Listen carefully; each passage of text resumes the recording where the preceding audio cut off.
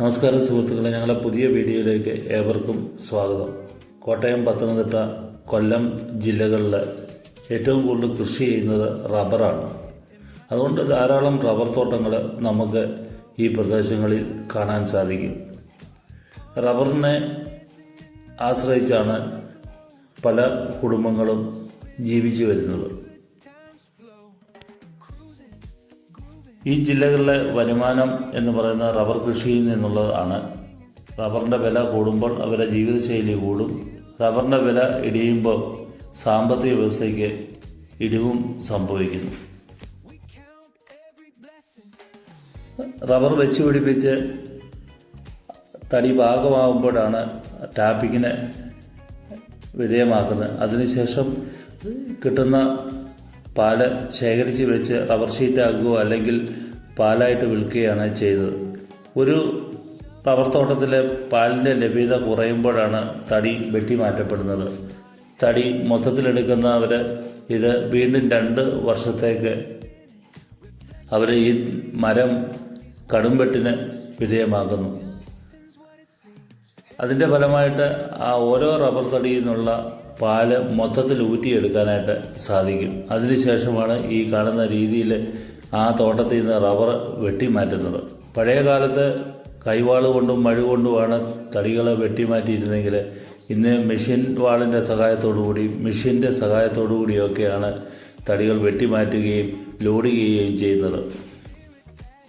പഴയ കാലത്ത് ഇതുപോലെ മുറിച്ചു മാറ്റപ്പെടുന്ന മരങ്ങൾ ചുമന്നുകൊണ്ട് മെയിൻ റോഡിൽ എത്തിച്ച് അവിടെ നിന്നാണ് ലോറിയിൽ പോയിരുന്നെങ്കിൽ ഇന്ന് മിനി ലോറികളുടെ സഹായത്തോടു കൂടി കൃഷിയിടങ്ങളിൽ ഇറങ്ങിച്ചെന്ന് ഈ കാണുന്ന രീതിയിലെ മെഷീൻ ഉപയോഗിച്ച് ലോഡ് ചെയ്ത് കരയ്ക്കെത്തിക്കുകയാണ് ചെയ്യുന്നത്.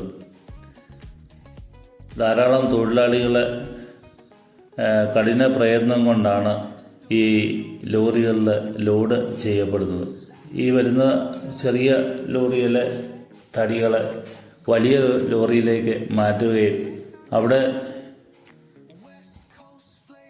തൊഴിലാളികളെ സൂക്ഷ്മതയോടുകൂടി വലിയ ലോറിയിലെ അടുക്കി വെച്ച് ലോക്ക് ചെയ്താണ് ഈ തടികൾ പല സ്ഥലങ്ങളിലേക്ക് കൊണ്ടുപോകുന്നത്.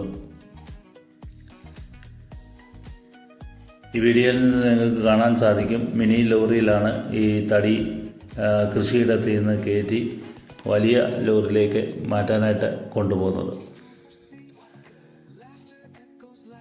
ഇവിടെ മെഷീൻ ഉപയോഗിച്ച് ലോഡ് ചെയ്തപ്പോൾ ശരിയായ രീതിയിലല്ല അത് അടുക്കിയിരിക്കുന്നത്. എന്നാൽ വലിയ ലോറിയിലെ ദൃശ്യം നിങ്ങൾക്ക് കാണാൻ സാധിക്കും. വളരെ സൂക്ഷ്മതയോട് വളരെ ഭംഗിയോടുകൂടി തടികൾ ലോക്ക് ചെയ്താണ്, ഓരോ തടികളും പരസ്പരം ലോക്ക് ചെയ്തതിന് ശേഷമാണ് അതിലേക്ക് അടുക്കി വെക്കുന്നത്.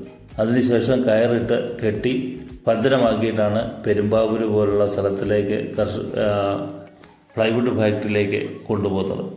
ഈ വീഡിയോ നിങ്ങൾക്ക് ഇഷ്ടപ്പെട്ടുവെങ്കിൽ ലൈക്ക് ചെയ്യുക, ഷെയർ ചെയ്യുക.